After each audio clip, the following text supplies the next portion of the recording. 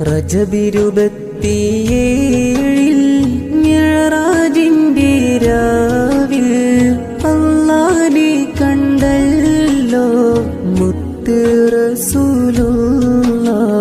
റബ്ബിന്റെ മുന്നിൽ വാനമേഴും കടന്ന് എത്തിയല്ലോ എൻ്റെ മുത്ത് റസൂലുള്ളാഹ്.